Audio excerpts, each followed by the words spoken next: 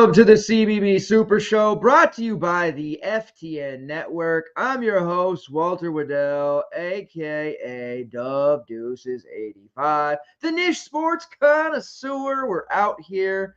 We are in finals week. What's that?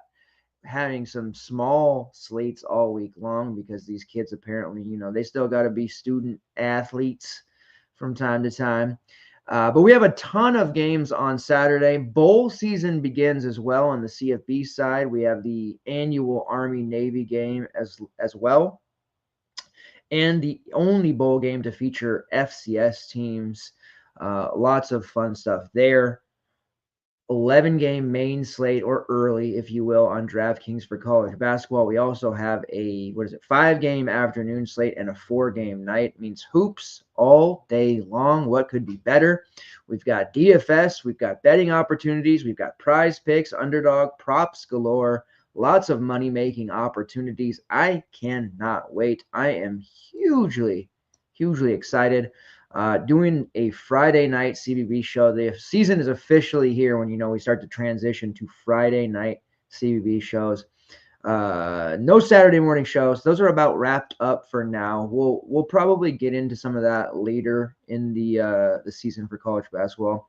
We will be moving to daily shows here, around February, late February, early March. So for now, Monday, Tuesday, and Friday night. Next week's schedule is a little bit different. We do have the Monday, Tuesday thing going on, but we'll also be going live Wednesday night, which will be covering a ton of football games that are taking place on Friday and Saturday, the meat of the bowl season. So stay tuned for that. Tons of bowl-related content coming your way, and of course, projections, slate context notes, starting lineups, analysis, everything you need to be successful when it comes to college sports.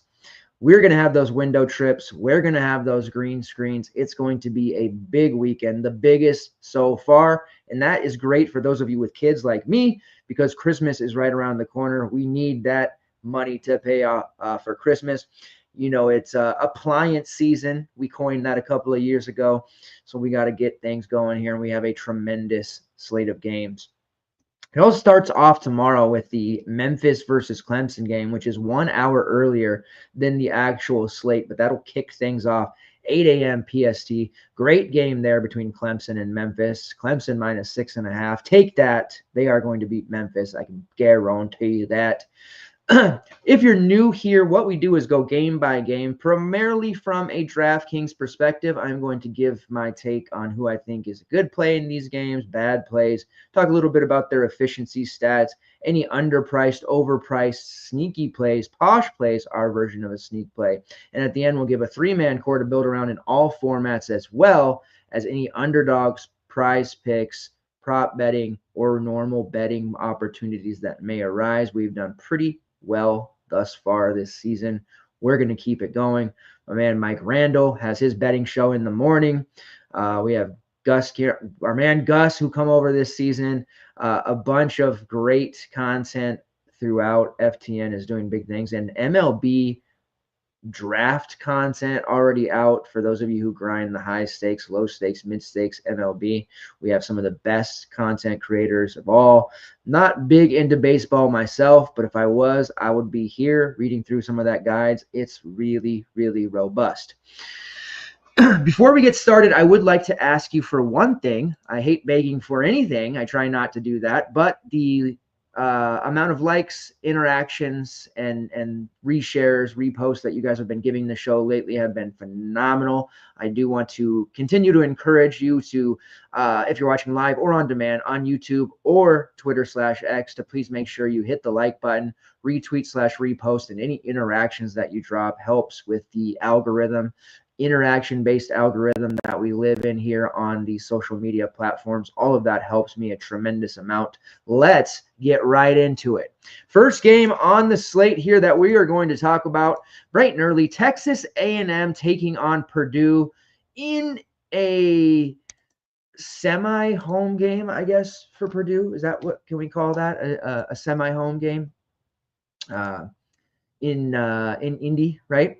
At the Gainbridge Fieldhouse, which is where the Pacers now play, I believe. no expert there, but I believe that's what their field house is called. Ken Palm has this one 72-70 in favor of Purdue. Texas A&M is a 2-point dog here, and the total is 143.5. Now, I do like Texas A&M. I am a little bit taken with the SEC, as most of the media is. SEC has been dominant early on so far. They are taking names and kicking ass, as they say. These ACC challenges, these Big 12 challenges, these Big 10, they're just taking all of those teams and taking them to the woodshed, and they are, taking them out for the night and not calling them the next morning. That's really how these SEC teams are treating these other conferences so far. Looking at the Texas A&M side, we have Wade Taylor, who, kind of sleptwalked through the season. The first month or so, it was like, man, Texas A&M, they're winning games, but where's Wade Taylor? Like, where's the guy that we're accustomed to putting up 40s and 50s? He's playing fine. 10 points, 6 assists, 2 rebounds, games of 15 and 4. Like, these are not horrible games by any means, but for Wade Taylor, we kind of demand excellence, right? And he's been giving us closer to that excellence lately. The game against Texas Tech, they gutted out on their court, 19-3-4 for 33 fantasy points. Wake Forest, shots weren't really falling for either team, but they gutted out another tough win there. He had 15-4-4 for 30 fantasy points. A tough loss against Rutgers, but he did put up 24-5. And then the game against Creighton that they won, 18-5-4, 4 straight games over 30. He's priced at 8.3. He'd been priced at like mid 7Ks, right? 7.5, 7.6. Really just automatic price buy low opportunities for Wade Taylor. I still have it in my mind that this is a 9K plus player. So 8.3 still gives us some upside here for him. The problem is, well, it's not a problem. It's a problem if you're some people, but it's not a problem for me if you like bigger slates. We have an infinite amount of combos and options that we can utilize. This is where people get to make mistakes, and they are going to make plenty. Trust me. Wade Taylor on a 3-game slate, he would be an automatic play at 8.3, and he would be 90% owned. Woo, that sounds fun. On a bigger slate like this, that will be much more spread out. And I got to say, he's not even he's a great play at 8.3, but he's not a priority play for me because we have so many other options in some of these other games. And we have a ton of games with higher totals on the slate. So we're probably looking at a bit of a high scoring slate. And we've got some prices on players like Jaden Epps that are absolutely laughable and big time mistakes that we're going to be able to take advantage of. So Wade Taylor, definitely a play, but not a priority play like he would be ordinarily. This price of 8.3, though, is definitely too low for him, in my opinion. The presence of Zurich Phelps has definitely taken out of the pot from Wade Taylor. I think his presence early on, it took some time for Wade to kind of reestablish himself as the alpha. Zurich, of course, coming from SMU, where he was the top guy. Zurich has struggled the last 4 games, statistically speaking. He's still taking a lot of shots. But defensively, he's exerting a lot of energy there, and he is deferring to Wade Taylor more and letting him to kind of dictate how things go. It has hurt Zurich. His price is 6.5, though, which is advantageous. He is more of a GPP look. This is a player who got up over 8K already this season. So we do have a nice buy low opportunity there, but I don't know that we can really utilize him in a main team setting just yet. Purdue's defense has been kind of wonky, but they can still get it done overall. As far as the rest of the plays on Texas A&M, it's pretty watered down at the forward slots. Anderson Garcia, we know he's a fantasy point per minute god for the most part. He fouled out in 7 minutes against Texas Tech. That is a problem that he does have. When he can stay on the floor and play extended minutes like he did against Wake Forest, 29, he put up 35 fantasy points in that game. He took 2 shots, only scored 5 points, but he grabbed 16 rebounds, had 3 steals. He has the ability to rack up peripherals. I love Anderson Garcia. 5.5 is a real nice price for him, but we just can't trust him not to get into foul trouble, especially against this Purdue team that I can almost guarantee is going to get a favorable whistle here at the Pacers floor. You do have Henry Coleman at 5.4. I don't think I can see myself paying for him anytime soon. Even when he's priced at 4.5, I had a hard time with him. There's just a lot of cannibalization happening. Like Solo Washington, he was struggling early on because of Coleman. Now, 2 of the last 3 games, we've seen Solo hit over 26 DK points. He's playing really well at 5.1, but I couldn't even really go to solo, because when we do, Coleman will do some things. Pharrell Payne is sitting there at 4K, lost the starting spot, got back in the starting lineup, looked really good early on. Now he's playing less than 20 minutes, but he's still playing enough to where it's taking from the overall pool from Coleman and Solo. We're seeing Manny Obasake. He's getting up to 15 to 18 minutes. He's sleepwalking again. What happened to late season Manny O, by the way? He was an absolute stud, and it seemed obvious with Boots Radford gone that he would take another step forward, but he's back to playing minuscule minutes and not being a dominant player like he was for most of last season. If we see Manny go nuts the last month of the season, then I'm just going to assume that he's the late season secret weapon for this team until further notice. He's a nice price at 3.7 as well, but I think we can do a little bit better with some more safety. There is a large 5K to first GBP for, relatively speaking, when compared to other niche sports, not pro sports, right? And you can do some things with this Aggies team by rotating several different options here and getting yourself a pretty intriguing, combination of players here that many others won't have. On the Purdue side, you have Braden Smith back up over 9K. A 53 against Maryland. That was a tough loss. That Maryland team's the truth, man. Maryland is the real deal. Derek Queen is an absolute stud. Smith, 40 minutes of action, 10 assists, 24 points. Definitely a scarier spot for him against the Aggies. I do think that they'll show him a level of physicality that may bother him. He is cheaper than, what he had been earlier in the season. Definitely a playable look here at 9.2. Just because he's going to be on the floor so much, but I think the Aggies will have the opportunity here to, kind of harass him in a way that he doesn't get a lot of open looks. He doesn't get comfortable shots.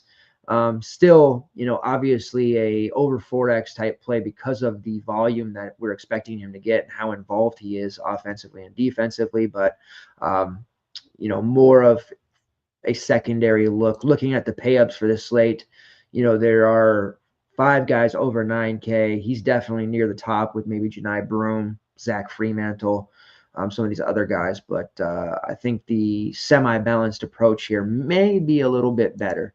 As far as anyone else, you have Trey Kaufman right at 8.7. Fouls have been a bit tricky for him. We do see some 2-foul participation from the Purdue coaching staff, so that's not a big worry there. Despite losing minutes in the first half against Maryland, he had a really nice second half, put up a 21-8 performance against a strong Maryland front court in 32 minutes. A luxury play to be sure at that 8.7 price. He was pretty automatic throughout the first month of the season, under 8K, but we won't get him at those prices anytime soon. Fletcher Lawyer's up to 5.9, so that kind of pushes him out of play in the low 5K range. We saw some pretty heavy chalk on Lawyer. Really not that appealing of a play to me, typically. Camden Heide is up over 5K, so his value takes a hit. 5.5K is a bit high. He is playing a lot of minutes due to his injuries. They're looking for a third option to consistently emerge. It should be Camden Heide. He does have upside when it comes to shooting the basketball and some other things, but I'm just not super comfortable paying that price tag for him. Miles Bunny Colvin, I always want to call him Bunny Colvin. If you are a fan of The Wire, which if you're not, why not? Then you'll know what I'm talking about. He's there at 4.9, semi-value, playing over 20 minutes. Would like to see him turn loose a little bit. I do like him in this game as kind of a sneakier sub-5K option. Then you have the Ja'Carry Harris, near min-price, playing hardly at all, youngster, needs more time to develop. The conglomerate of forwards there, the Brian Waddells, great name. Riley Burgess, Caleb First, Will Berg, nothing doing there. All right, moving on to a very appealing fantasy-friendly game. We have Wichita State versus DePaul. Give me all the DePaul action that we can handle here, right? DePaul relevant the first month of the season over, and DePaul is actually kind of relevant. I do think when they get into Big East play, they'll get smacked in the mouth a bunch, but right now they are relevant, and they've got guys playing together, and they're coached really, really well. DePaul is a 3-point favorite against Wichita State, believe it or not, and it's a total of 151, interestingly enough. The DePaul guys all project extremely well because this is a matchup against Wichita State. That is favorable. It's a 75-74 prediction per Ken Pom. But the nice thing here is the Shockers under Coach Paul Mills are playing extremely fast. You may not know this, but they are 8-1 right now. Their lone loss being a blowout, just absolute demolition at the hands of the Florida Gators. They have beaten Minnesota, took them in overtime, St. Louis, a fun Monmouth team, and then a bunch of semi-cupcakes. So the 8-1 record, while impressive, not so impressive when you break through it a little bit, but they're 36th in tempo. Very, very fast team. They will push the pace, and that is going to be very beneficial for DePaul. And that's where we're getting these high totals and quite frankly, multiple main team relevant DePaul players. On an 11-game slate, I'm not, I'm a stacker at heart. I do like to stack. But I'm not going to be doing any like 3 or 4 man stacks of DePaul. Maybe a 2-man stack or a 2-man game stack from here, but I want exposure to several other games. And I don't want to be pigeonholed into just one game here, because if DePaul does brick, they're still DePaul at the end of the day. You're pretty much out, and then you're looking to the afternoon slate and college football at that point. And we want to be relevant for the entire slate. It's much more fun when we are. The DePaul side, a huge price drop. I want to start on Layden Blocker, because I love Layden Blocker's game. Started the season out as a pretty heavy, starter, playing 20 to 25 minutes a game. Was scoring at a ridiculous rate. Had a huge game against NIU. Was it right before Thanksgiving? For 37 fantasy points. That caused his price to skyrocket. Now he's had a couple of down games against Texas Tech, which is a tough opponent. Let's be real here. He did play 28 minutes against them, but struggled mightily. 5 turnovers, shot 2 of 7, 1 of 6 from long range, only 8 fantasy points. Follow that up against Providence, 16 minutes, no points, 6.5 fantasy points. His price drops from 6.2 to 4.5. No one is going to use Layden Blocker.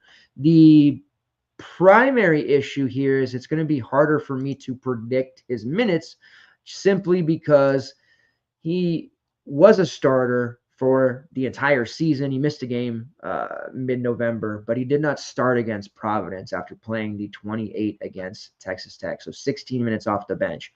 So while this is a play I really like in Blocker, I'm certainly going to be gun shy on using him unless he is in the starting lineup. And if he does start at 4-5, other people are going to notice, and that will jack up his ownership to a degree. So it's kind of a catch-22 here, because I don't want him to be chalky, but I want him to at least, I want that confirmation of knowing, hey, he's going to start. I can safely put him above 20 minutes, 20 to 22 minutes at 4-5 against Wichita State. This is favorable. He's going to get some shots up. Let's go. But if he doesn't start, it's much, much more difficult. The starting lineup they went with last game was Connor Enright, David Skogman, Troy Diamaco, Isaiah Rivera, and Jacob Meyer. Everybody loves Jacob Meyer for good reason. Basically, Meyer, who came off the bench the prior game, he got into the starting lineup over Blocker, as he should. I mean, he should be starting.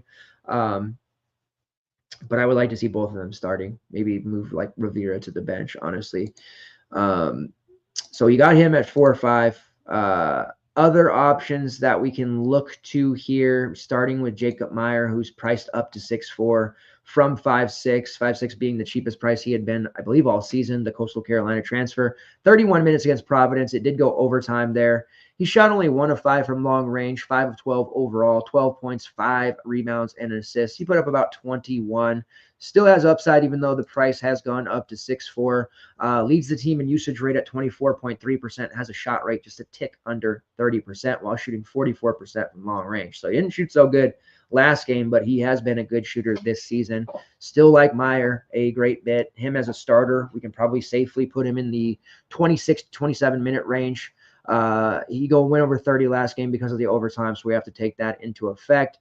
Connor Enright at 6.7. He is surprisingly projecting well, even though he's close to 7K at this point. Big minutes, 39 against Eastern Illinois, 34 against Texas Tech, 41 in the overtime against Providence. He's just not leaving the floor. Very solid fantasy floor because of it. He only shot 1 of 9 against Providence, 2 of 8 against Texas Tech. So he's not shooting particularly well, but he still put up over 20 fantasy points in each of those games, despite the fact that he shot 3 for 19 combined. And that's because he had 9 assists against Tech, 7 assists against Providence, 2 steals overall, and 6 rebounds combined in those 2 games as well. He's giving us peripheral secondary stats. The shooting will come. He will wake up. He hit 3 triples against NIU. He's not going to be a big-time scorer ever. He averages 7 per game, so it's not like we're going to be sitting here waiting for him to deliver a 20-point game. But if he can get that mark closer to 8 or 10 real points, we're talking about a guy fully capable of putting up 30-plus fantasy points here, especially in a matchup where possessions are going to be very, very abundant, right?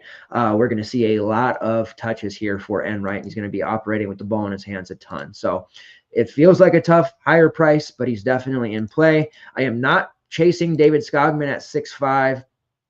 Might be a mistake. I'm just not doing it. He put up a huge game against Providence. He did make a ton of threes in that game. He shot 6 of 10. Let's let that sink in for a minute. 60% from long range. Prior to that, he shot 1 of 4, 0 for 2, 0 for 1, 3 of 5. Well done. Well done. 1 for 1, 2 for 5, 0 for 2, and 3 for 3. So we're not talking about a guy who's typically going to jack up 10 threes and make 60% of them. He is shooting 48% from long range right now, but he had such a great game last time that, kind of jacked up his percentage there quite a bit. Overall, I don't expect Skogman to be that kind of scorer. He also typically fouls, which may not be a huge issue here against Wichita State. We'll see. I do think people will chase him a little bit because it's the second time he put up 30 DK points in the last 4 games. He's put up 21 plus in 4 of his last 5. Like, the guy's been playing well, and I get it, but I just feel weird about that play, especially if he's going to be over 20% owned, like I think he might be.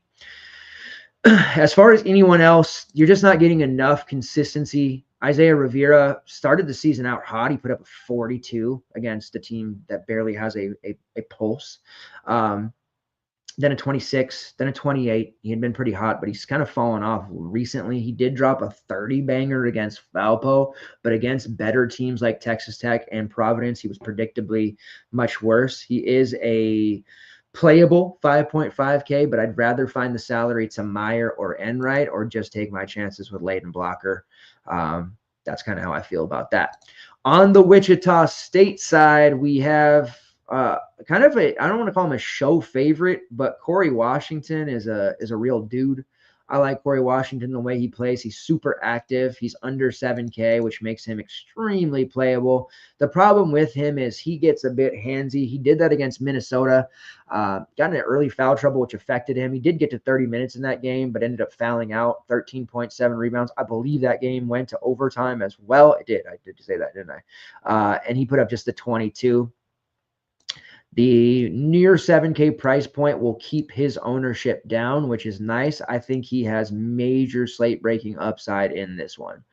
He does have a 27.3% usage rate, a 25.9% shot rate. He's making roughly 41% of his threes, and he has a combined rebounding rate of 28%. Oh, and for good measure, he's drawing 5.5 fouls per 40 and has a 4% block rate. Corey Washington is only 6'5", 6'6" on a good day, but he plays much, much larger than that. The dude is a freak, super athlete. And yeah, he weighs only about 190 to 200. He's not a big guy, but he is phenomenal. He has a 4.3 fouls called per 40 rate. I need it to stop, Corey. You got to stop. We need you on the floor. So this one definitely comes with risk, but if he is able to reach that 30 to 32 minute mark, you're talking about a guy who's going to blast this 6-7 out of the water. He just dropped a 40 last time out in a game in which they scored 96. It wouldn't surprise me one bit if both of these teams played into the 180s together. Total of this one, 151. Take, yes, the over, all the way over. Very, very confident. Other Wichita State players in consideration here, Justin Hill, who's down there at 6K. He saw his price get up into the 8K range here to start, and he's been very steady. He had a pretty sour stretch there when they lost to Florida. 24 minutes, he shot atrociously, 2 for 12. Blowout win over Alcorn, barely played there. Can't really hold that against him. The game in which they played to 96 against East Tennessee State, he had a massive 31 fantasy point game. Looking at his rates, very high as well, 25.2% usage rate, 26% shot rate, He's not shooting well from long range, but he is getting volume, 26% on 41 attempts. Has that one of, if not the highest assist rate on the team, just a tick under 23%. And he's drawing almost 5 fouls per 40. Will be on the floor for a considerable amount of time here in a competitive game. So those are your primary two looks for Wichita State. 6.2K for Quincy Ballard is going to be a little too high. He's had two phenomenal games recently where he was just blocking everything coming his way. 8 total blocks the last 2 games, 20 rebounds. Not a big-time scorer, although he did score 14 against Alcorn. That's led to 30-plus fantasy points in back-to-back games. I don't typically follow this team too closely, but I do have Quincy Ballard in one of my higher-stakes dynasty leagues. Don't ask. It's a 22-person league, so rosters get a little bit junky there. But he's been good. And I do pay attention to him. He has a bit of a foul risk. I know his logs haven't shown it lately, but in competitive games against better teams, he's definitely somebody that is harder to trust. Wouldn't necessarily take him here on the road in this spot.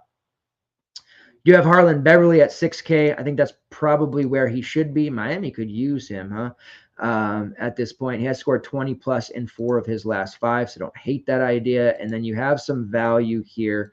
5.1K for Xavier Bell, who was really good last year, kind of fell off. Hasn't been as good this year, but there are minutes to go around with Ronnie DeGray, who's going to be out for at least another 2, possibly 3 weeks here due to a wrist injury. So there has been additional minutes going the way of Bell, Matej Bosnak, and other wings on the secondary looks there off the bench.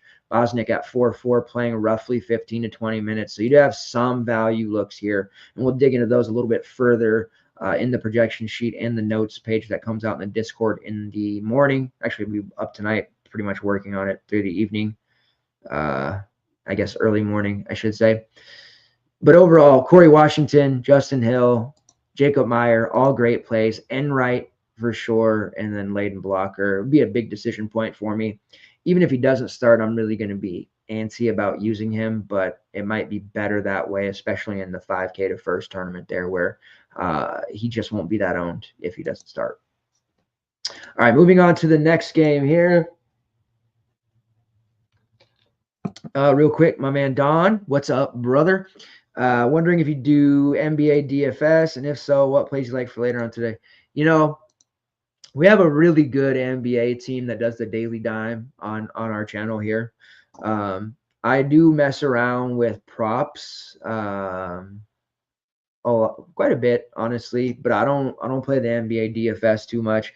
I am a really big anti-chalk guy sometimes, a lot of times, and the reason we thrive at niche sports is because it kind of breaks people's minds, because in the NBA, if somebody's hurt, they're direct replacement. You have to play them, right? They're 4K, they're stepping into a starting role. It's a 1-for-1 replacement because everybody in the NBA is typically pretty good, and that guy's going to score 8x. And if you don't have him, you're just dead. He's 98% owned. It's horrible. In the collegiate world, the starter that comes in for the injured guy, it's not a 1-for-1 replacement. In fact, he probably would struggle to sometimes score on a D3 team. But you get people with that mentality, I got to play him, he's a starter, and then he puts up 4.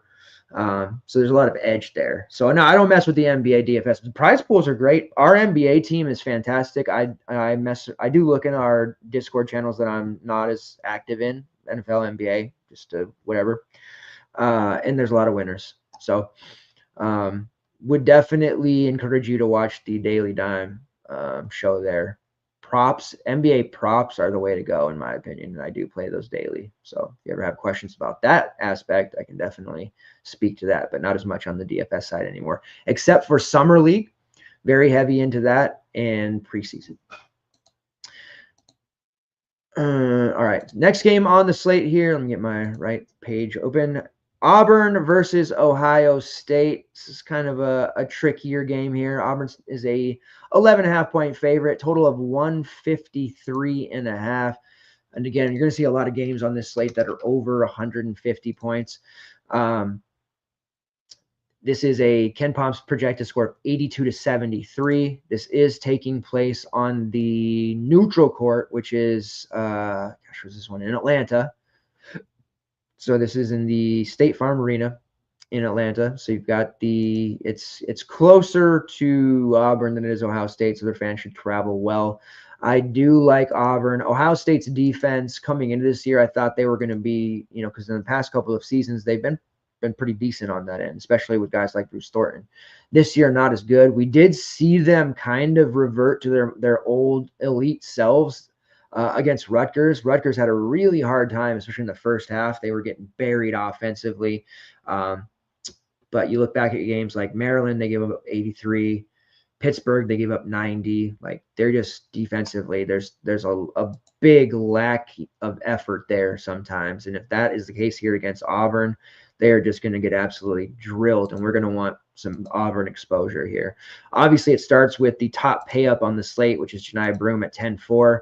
He's just been so good. I mean, there was a time there, that stretch late November, where you just couldn't fade him. You had to just keep playing him because he's putting up 60s and 40s and 50s. This is a big enough slate. I do think you could survive. If you fade him and he puts up a 50 at this 10-4 price, you can survive it. A lot of people are just like, well, he's 40% owned. He put up 50, I'm dead.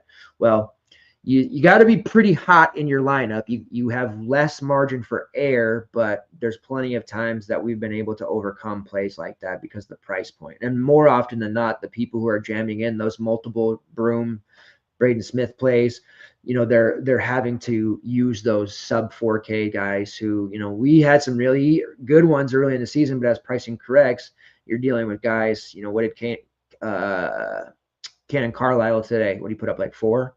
I know he got into foul trouble, but just stuff like that. But Broome has been really good. And the Ohio State front court may get a boost here with Ahmad Bradshaw back around the team. But I do like Broome a lot. If you find yourself with the salary for one pay up and you want to play Janai Broome, I would never tell you no. I was actually the leader in the clubhouse when it came to Broome during his time at Morehead, even in his first year at Auburn. I still like Broome a lot, but the more popular someone gets, I kind of pull away a little bit. But I do like Broome. He has a great pay up. Chad Baker-Mazara at 6'9" is a little expensive for me. You have the various Miles Kelly, Denver Jones, Chaney Johnson, all these secondary looks. They'll all have their time.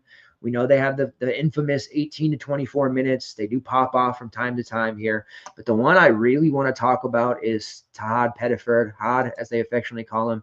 He's 5.7K now, back-to-back games over 26 fantasy points against Duke.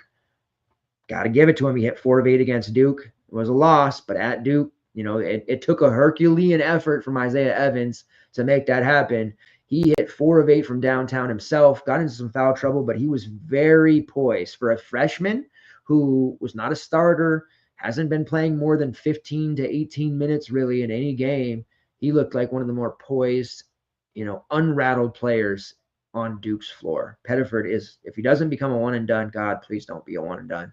He's going to be like ridiculous next year. In 22 minutes in a blowout win over Richmond, he had another 4 triples, 3 assists, 15 points, 3 rebounds, back-to-back games, over 28 fantasy points. Love him. The price is high enough to push people away. The only problem here is that I can't, in good conscience, project him for more than 20 to 22 minutes. And that's high end. It may even be a situation where he plays 16. So he's going to suffer a little bit there because at 5'7", if he plays only 15 minutes and, maybe he makes only 1 3 and he doesn't get those peripherals, he delivers a 10, like, we're just done. There's going to be no coming back for that. That's the one thing about a large slate like this, and I am a proponent for the large slates, but when you have a huge error, it can be very hard to come back from. So you got to tread lightly there. 15 shot attempts against Duke, though, is a very eye-opening, performance there. They played North Carolina end of November in a win, right? He took 10 shots against them, 19 fantasy points. Iowa State, 10 shots against them, 21 fantasy points. Like, these are teams, they have a damn hard schedule. Memphis was the worst game he had in a long time, and he was in early foul trouble there, played just 13 minutes. So that is possible to happen, but they've played a murderer's row, 4 of their last 5 games. Iowa State, North Carolina, Memphis, Duke, and he really hasn't folded except for, that one game. And Auburn early in the season played Houston, right? And they beat Houston 74-69. Second game of the year, second collegiate game for Hod Pettiford. What did he do against a traditionally tough Houston defense? In 24 minutes, he knocked down 5 triples, 21 points, 3 rebounds, 3 assists. The dude can shoot lights out. Coming into it, and he's only 6'1". This is a point guard. Everybody recruited Hod to be a traditional point guard. The only team in the country that was basically telling him, you're not going to be a point guard for us. We're going to make you kind of a combo guard. You're going to play multiple positions. You're going to be in a position to score. You're not going to be a facilitator quite as much as everybody else wanted to make him. And you're seeing against upper tier competition, he has answered the call time and time again. Love Pettiford. He is fantastic. Should be playing more minutes. I wish he was. Cheney Johnson's getting almost 30 in those games. Obviously different positions, but they figured out JP Pegas isn't made for this level. So he's barely playing. Miles Kelly is playing, early to mid 20s. Pettiford's probably stuck at 20 to 23 at most, but he's going to have a very high usage rate when he's out there. He's going to do some considerable damage. That Houston game, 27% usage rate. Now, when you have Broom on the team, everything looks, it pales in comparison, but he is second on the team in usage at 25.2%, second to Janai Broom. He is second on the team in shot rate at 28.4%, second to Janai Broom, and making 43% of his triples on 47 attempts. Also has an assist rate of 24%. So he is doing some playmaking, is doing some facilitating, and has a steal rate of 3%. Love Tahad Pettiford. The price of 5.7 is hard. Last man in type of situation. I don't hate it because Ohio State won't put their best perimeter defenders on him. That's a guarantee. And he's going to come out looking to shoot. That's his game. He has the green light. And this Ohio State team has been pelted time and time again by guys at the guard position. Hell, all over 1 through 5. Their defense, aside from one game, has been horrible. On the Ohio State side, really nobody projects too well. No surprise there, as Auburn has been very good defensively. They're causing a ton of turnovers. Bruce Thornton's priced up at 8.5. He did have a pretty solid outing there against Pitt. He had the 47 against Wisconsin Green Bay, but kind of just threw that out because of the lesser competition. To start the season, he hadn't really been paying off the upper price. Mid-20s is kind of what you could get from him. That Pittsburgh game definitely was an eye-opener for what Thornton could still do, in case people forgot. Did have a lackluster performance against Maryland, and then against Rutgers, his peripherals were terrible, which we're not accustomed to seeing from him. But he scored 22 points, 2 triples, put up 29 fantasy points. A game where Thornton puts up 22 real is typically going to be a 50. So he has upside at this 8.5 price, but I don't like it against Auburn one bit. I know Bruce Pearl has definitely schemed to make sure he has the most miserable experience possible on this entire Buckeyes team. Devin Royal has blossomed into a really, really strong player at 6'9". Fouls be damned. If he can stay on the court, I do think he'll have a nice game going up against that front court, which does have Janai Broom, but also has those enforcers in Dylan Cardwell, who will use all 5 of his fouls. They're going to definitely put pressure there on him. Also, Chris Moore, who will use all 5 of his fouls. They've got the bodies. They've got the physicality. Royal's not going to be able to do some of the things he's been doing the last few games or even this entire season. So it's probably priced out at the 6.9, but he has been really good. The projections finally don't like – we've had enough games now where John Mobley doesn't project like 1,000,000%.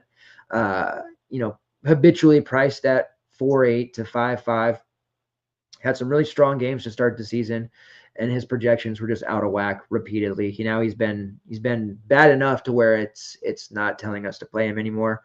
Obviously, we have a brain, so we're not just blanket playing whoever the sheet says to play. But I'm happy to say Ohio State's projections are finally in line with where I would expect them to be. So we're not on Mobley this time at 5.4. He'll probably have the biggest game ever because of it. And then there is the talk of Aaron Bradshaw, who I think I called him Ahmad earlier. So sorry for that.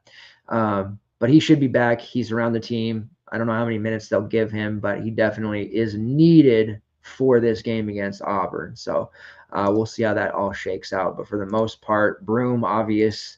Pettiford, maybe not as obvious because of the price, but he is very, very good. They'll be looking for it. They'll need his scoring, so don't sleep on him for sure. All right, Xavier versus Cincinnati. We'll kick up the pace here. This one is a big-time rivalry, as most of you probably know. It's a 7-point spread in favor of the Bearcats, total of 144.5. This is always a physical, violent game. Definitely one we want exposure to, but I expect fouls to be everywhere. Now, we'll start with Cincinnati side. Dan Skillings did return after missing, basically played the first game and then missed a month.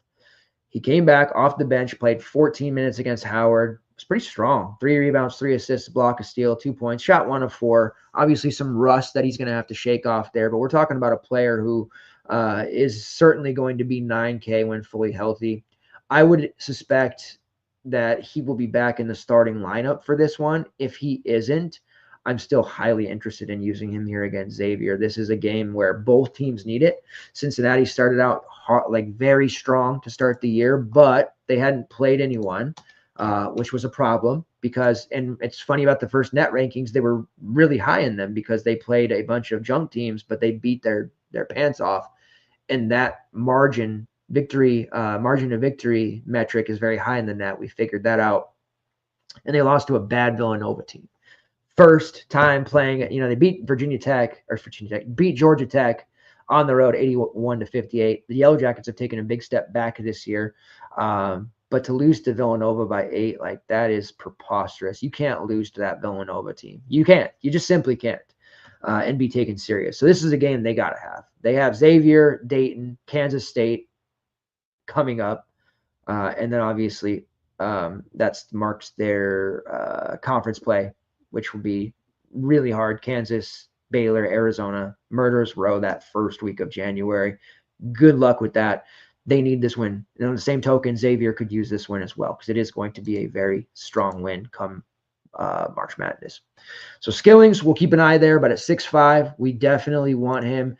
We're talking about a guy who is going to have a 30% usage rate, 26 to 27% shot rate.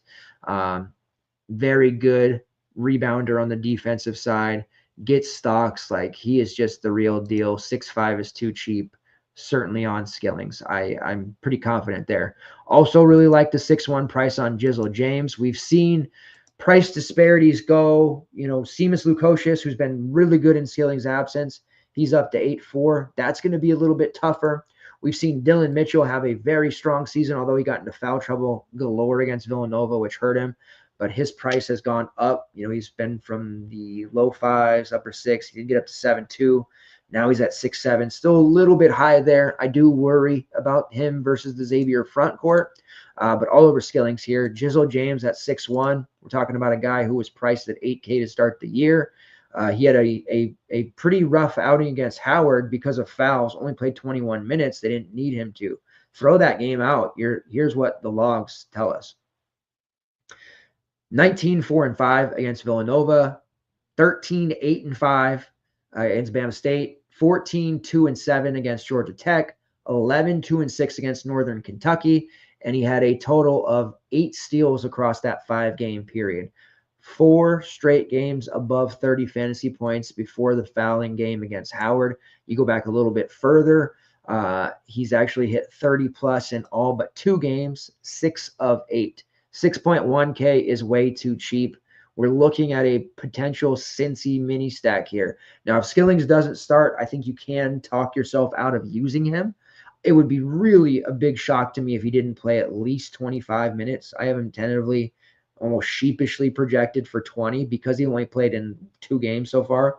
His projection is going to be really high because he smacked in the first game. So I have that done kind of strategically to make sure that he doesn't project at 7X here. Kind of did some manual editing, right? But if he does start, it's going to be really hard to get away from him. And I think you got to play Jizzle James. This game against Xavier is going to be war, but we've seen Xavier give up a ton to all different positions. They're very fantasy friendly. this is going to be a game we want to have exposure to. Also, interesting value in Day Thomas at 4-4. He's played 20+ minutes in back-to-back games. Seemingly, the foot issue is starting to get put behind him. Took 18 shots combined in the past 2 games, has had 5 assists, 4 rebounds, 2 steals. So the last 2 games have been very active and still saw around 20 minutes even with Skillings there. Now, they don't play the same position, but those minutes have to come out of someone's pool. And it's going to be a collective effort. I think the ultimate victim is probably going to be Connor Hickman, who's going to see his minutes dip under the 20-minute mark here as Skillings go up. And Day Thomas, who was a starter last year, he's got to play minutes. He's a veteran. He's very poised, very, good at facilitating the offense. When things get, kind of sour, he's able to calm them down. I really like his leadership. And at 4.4K, he makes a lot of sense as a potential value. Now, I'm certainly not going to play 3 Cincinnati in my main lineup, but I may have a GBP alt type build that has a major stack of this game. I could see that working out. And I don't even hate Dylan Mitchell and Seamus Lukushis at their prices. It's just that their teammates are so much cheaper that you just kind of have to go there. Seamus at 8.4 is clearly a little overpriced there with Skillings, but he's been great. On the Xavier side, we finally have Zach Fremantle priced where he should be. He's almost 10K after a 50 against Morgan State. You saw against TCU, a little bit of a down game there, 16-6, but still a solid game nonetheless. He was 4-1 to start the season and under 8 for most of it. This price obviously makes you have to think about it because you're probably not getting him with Broom and Braden Smith. You're going to have to make some decisions. And we know, based already in this game, there's some really solid looks in that 5 to 6K range. You can look at Pettiford in the last game, DePaul in Wichita State. There's 3 or 4 guys I gave you that are in that mid-range. I just don't know that a stars and scrubs type of build here makes all that much sense. Fremantle, you could put 50 on Cincy. He very well could, but 30? If you dodge a 45 plus, I think you're okay here. And the Xavier guys are really kind of expensive all around, anyone who's relevant at least. So I do think I favor more of a traditional balance type of build, at least that I've been on throughout the course of my DFS playing life. I do like, for GBP-wise, Ryan Conwell at 7.7. This is a game to me that screams he's going to have to take a ton of shots. Like, I would think he's going to take 20 plus here. They're going to get into a situation where they need a tough bucket. It's going to come from Ryan Conwell. We haven't seen enough consistent offense out of Davian McKnight this year for whatever reason, so you can't really use him. Dalen Swain, who's been underpriced for most of the season, he's priced at 7.2 now. We know he's very high floor play because of his strong peripherals, but 7.2 got guard forward eligibility. We like that, but that's a little bit of a tough spot there. We did see Dante Maddox, who's priced there at 4.8, kind of rise from the dead here lately. 20 minutes against TCU, 9.6 rebounds, 2 assists. He ended up fouling out there, but he was a big part of keeping them in that game. Once he fouled out, things went a little sideways, but they were only in it until the end because of him. And then 26 minutes in that blowout over Morgan State, 11, 4, and 4 with 2 steals. It does appear that Dante Maddox is back. Certainly playable at 4.8 on the other side. If you want a little bit of a mini stack of this game in general, 2 Cincy, 1 Xavier, he's probably the easiest way to get it. You might look at Maddox and quickly forget just how good he was at Toledo the last couple of years. Very productive 3-point shooting machine. So I definitely think he's playable there. I would almost prefer him to be a little cheaper, even if it was 4 or 5, but certainly, there's worse plays there at sub 5K. And then you have the Marcus Foster, Jerome Hunter, John Hughley type plays that aren't really that interesting. Jerome Hunter is a value at 4.6. They're definitely going to need him here, especially if Fremantle or Swain get into foul trouble, but he's certainly not a main team look by any means.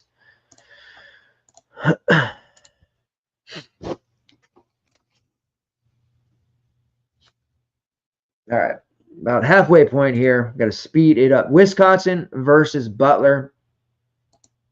This is one that I think will get a little bit ignored by the masses potentially, and that's probably a bit of an error. Wisconsin price-wise has been correct lately, and they've started to struggle a little bit after starting the season hot 8-0. They've lost their last 3 against Michigan, Marquette, Illinois.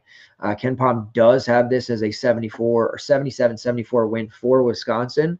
Looking at the Badgers price points here, Tanya at 6'8" does have GPP upside, but it seems that teams, especially lately, the tougher teams like Illinois, Marquette, Michigan, have sort of semi-figured him out to a degree, so he's had a really hard go of it.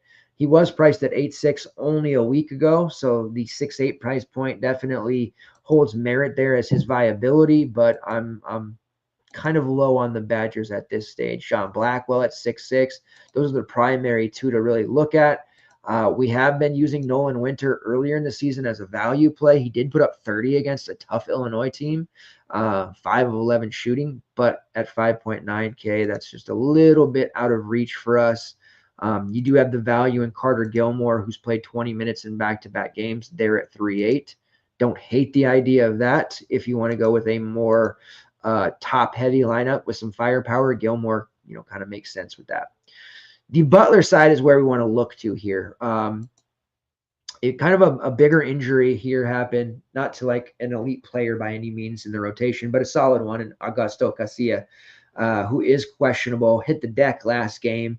I don't know if it was a leg issue. Some of the Butler fans were saying it might be a concussion. He couldn't put any weight on his leg, so I'm not really sure to the extent of that injury. But you're talking about a guy who plays about 15 to 20 minutes, who is likely going to be out for this one or severely limited. So those minutes are going to go into the pool of Andre Screen, some to Finley Bizjack, Bowden Kapke, more to Colby King. So we're going to see a condensed rotation here with those minutes kind of going out to some of these secondary plays. It's not going to impact as much Jamil Telford, Pierre Brooks, and Patrick McCaffrey, because those guys are all playing 33-plus minutes anyways, and they're all priced accordingly at 6'3", 7'1", and 7'9". Don't hate it if you want to use any of those guys. I think McCaffrey at 6'3" is probably the most viable. I'm a little leery of paying 7K plus for Brooks. Telford has GPP upside. We've seen that. But I'm more interested in the second tier of guys here. Colby King at 5'6", who I do think sees his minutes spike up closer to 30 for this one. And then Andre Screen, who we've seen in spurts throughout the last 2 years. We know he's got a pretty solid upside. He's shown that against Northwestern in 26 minutes. He had 32 fantasy points. Against Mississippi State, he had 26, and that was with 6 real points, 9 rebounds, 4 assists, a block, and a steal, 3 blocks against Northwestern. 5 points is all he got in their last game, which was an embarrassing loss to North Dakota State. But I do think he sees a nice spike here. We're not getting a huge discount on him, though. He's 5'2", so it's a little bit tougher to get there. The value really comes into play when we get down to 4.1K for Finley Bizjack, who played 32 minutes in that last game, 26 against Houston and 28 against Northwestern. I would expect him to play roughly 30-ish minutes here. Bizjack is a fan favorite already, and he has a starter, at least for the majority of the season. So I do think at 4.1, he gives us a lot of salary savings. You'll look through his logs and say, oh, his floor is kind of rough. It is, but it's 4.1K for a reason. Not a big shot taker, and that's the primary problem. His shot rate's sitting about 15%, but he has a very strong assist rate at 22.3%, steal rate approaching 2%. He rebounds a little bit. He does, we just need him to do enough peripheral speaking, hit a 3 or 2. He's not a 3-point shooter, but if he can hit 1 or 2 of those, get a couple of rebounds, get those 3 or 4 assists, maybe picks a steal, we're right there. And he's going to allow us not necessarily to go up and say, oh, I've got Bizjack, now I can go get Fremantle, I can get Broom.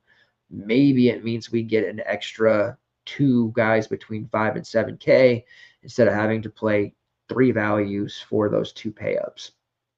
Kind of where my head is at. So I do like Bizjack a lot more than his logs are going to look. I mean, his logs alone are probably going to turn people off.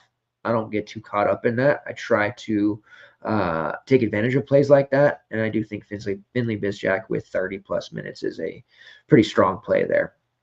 All right, next game is Georgetown versus Syracuse. This one should be relatively high scoring as well. It's a game the Hoyas could use. They have that nice 73-60 win against West Virginia. Ken Palm has a 78-76 in favor of the Orange.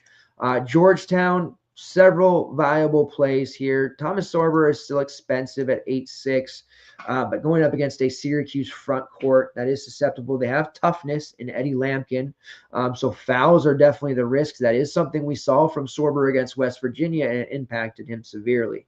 He was relatively chalky because he had been on a nice run, but Georgetown really hasn't played anyone until that point. So the main worry here is not the Syracuse defense. The main worry here is, can he stay on the floor and not get into foul trouble? Micah Peavy there at 7-8. I'm glad that he's priced up nearly 8K. He let a lot of us down against West Virginia, but the fact of the matter is he played every single damn minute in that game, didn't come off the floor. I don't know how he managed to only put up 13. He did. This is a player who's dropped a few 40s, a couple 50s. His peripherals are very strong. His steal rate is immaculate. Scoring is hit or miss with him. It's an uncomfortable price, but again, he's on the floor for every single minute. Guard forward eligibility. Don't write Micah Peavy off just yet. Malik Mack, I loved him at Harvard. Haven't been as big a fan of him this year just because he's kind of getting cannibalized a little bit by all the various options here. Go from the alpha to like a fourth option. That's going to knock anyone back. And he just hasn't been playable yet because his salary. If we got him into 5-5 instead of 7-5, all in. But at 7-5, he's giving us 23, 25 fantasy points. We just can't get there. It's not his fault. We just can't get there because they're pricing him correctly, I guess. The play we want to look at here is Jaden Epps at 6'2". This is a major miss. I don't know why they did this. We're talking about a guy last year, the alpha. He's still kind of a semi-alpha, but sharing more. To begin the season, priced at 9-1. For most of last season, after the first month, priced at 9K. 6'2". He put up a 22 against West Virginia, 30 against UMBC. He's typically going to give us mid-20s, 4X at this price. 11-game slate. You can expect Jaden Epps to be one of the highest owned players on that slate. Any decent projection system at this point is going to flag Epps and have him as one of the highest X value return players on the slate. If they don't, then it's a shitty projection system. I'm certainly no mathematician or whiz at that part of the game, and even my 4-year-old son knows that. I opened up the slate today, and he was like, "What is this Jaden Epps price?" And at first, I was like, "What?" And yeah, he told me again in his own special way that Jaden Epps was underpriced, and I was like, let me check this out. He was right. 6.2K. He's at least 1K too cheap, but definitely 6.2K is a lock and load price for Epps. I don't get it. They had several slates on this year where they were fantastically tight priced slates. You took like 190 to 200 to cash. Like, just do it every time. Just do it every time. Drew Fielder seeing a lot more minutes lately. He's benefiting from that Sorber foul trouble. Coming into the season, I love Drew Fielder. I think his upside is massive. His overall prospects as a collegiate player are high. Not quite there yet with him at 5'8", but certainly in the realm of possibilities as a last man in. On the Syracuse side, JJ Starling has been out, will still be out with that hand issue. Right now, it sounds like at least another month, but we'll see. With that, it's led to more opportunities for Elijah Chapa Moore, as they affectionately call him, Chapa. More minutes for Jair Davis, apologies. Jaquan Carlos and Lucas Taylor. The starting lineup's been a little bit different than I would have expected to be. They're starting Carlos, Lucas Taylor, except for the last game, Chris Bell, Eddie Lampkin, and Jair Davis. It seems like the staff kind of realized that Taylor's not giving them enough. He's a senior, and he hasn't woken up. So we did see Elijah Moore get that start, his first start of his career, played 28 minutes against Albany. He did struggle since that huge game against a very good Tennessee defense that really seemingly came almost out of nowhere where he put up 24 points, 3 rebounds, 2 assists, and a steal. He has very much struggled against the likes of Notre Dame and Albany. I do believe it's the right call to continue to start him. He is priced at only 5.2, so he's definitely in play there as a semi-value. I'm not necessarily sitting here looking for him to put up that 30-plus number like he did against Tennessee or Cornell, but I certainly expect him to give us more than 5 or 13.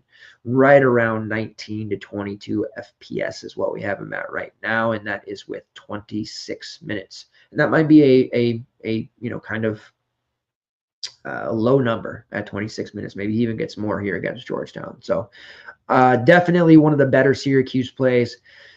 Jair Davis at 5'7", listed as a forward here. I don't think he's a horrible play either. He doesn't have the huge upside you'd like at 5'7", but I do think he's a sneakier look there for the multi-entry conglomerate of folks that watch the show. And then you have, the priced up guys, Donnie Freeman at 7K, Chris Bell at 6'1", Eddie Lampkin at 5'6", all like okay plays. Nothing that is really screaming out of must use. You do still have the value there in Jaquan Carlos at 4'8", who did play 37 minutes against Albany, 36 against Notre Dame, and 37 against Tennessee. So he has gotten a huge boost with Starling out.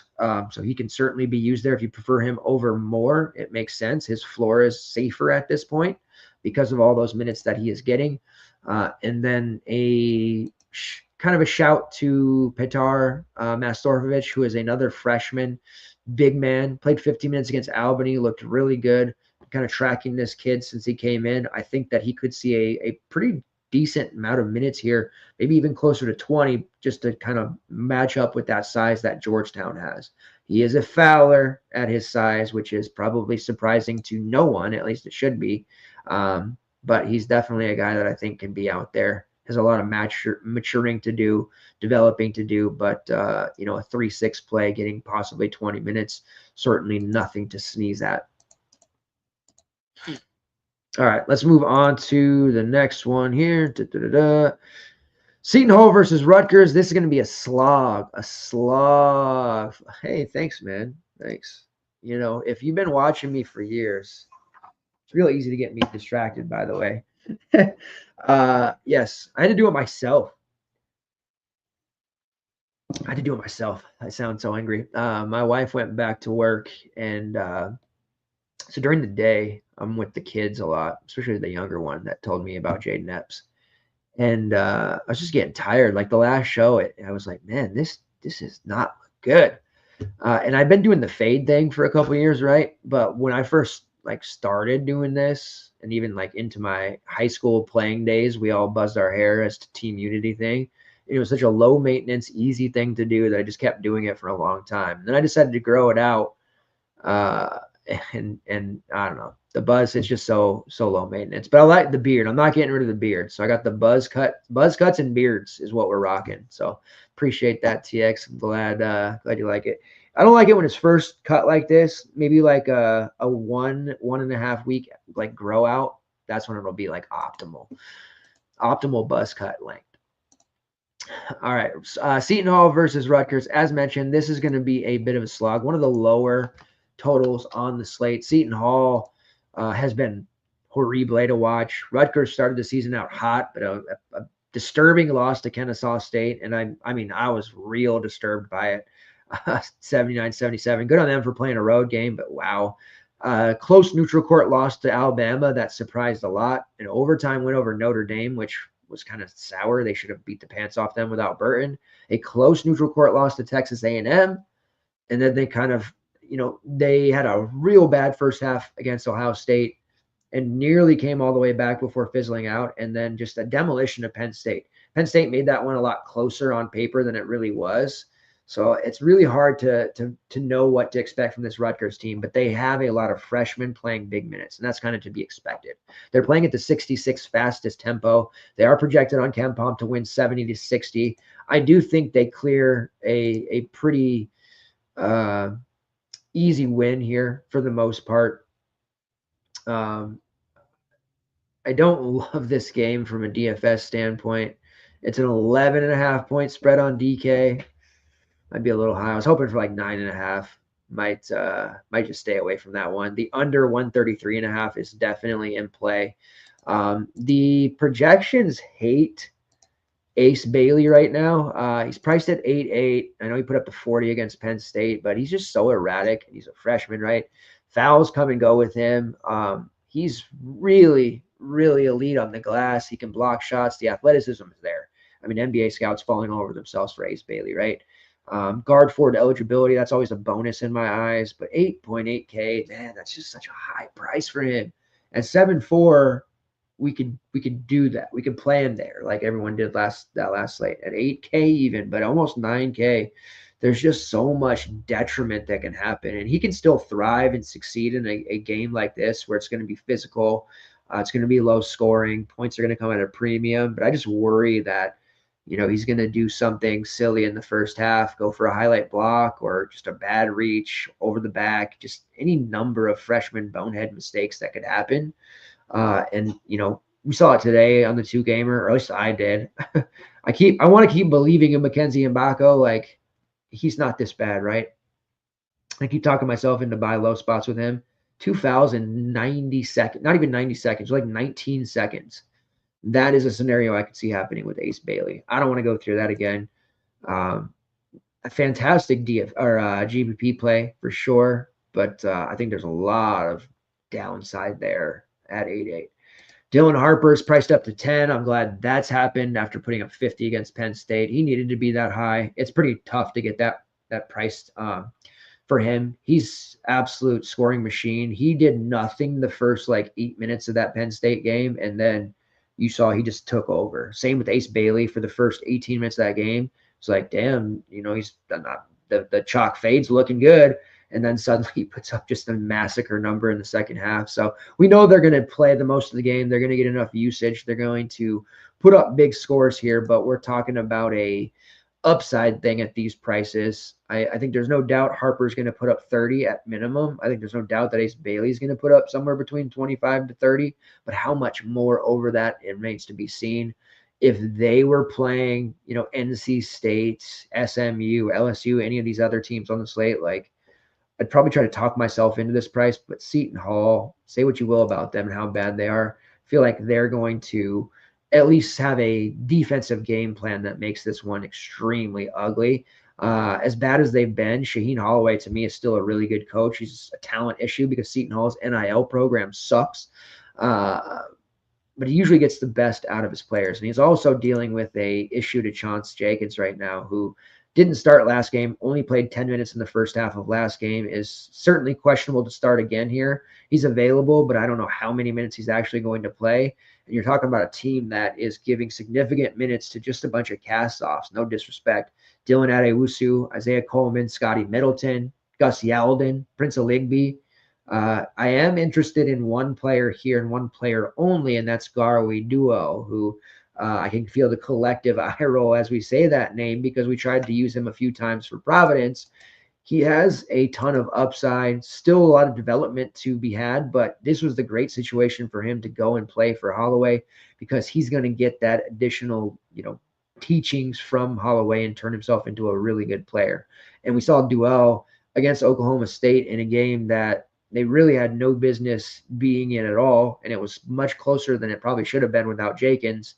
9 assists, 9 points, 3 rebounds, a block, and a steal. Had easily the best game of his young collegiate career in the second year. Priced at 4.9. Would have loved it at 3.9, but so would the rest of the field. At least at 4.9, it makes people, kind of have to really make a decision there.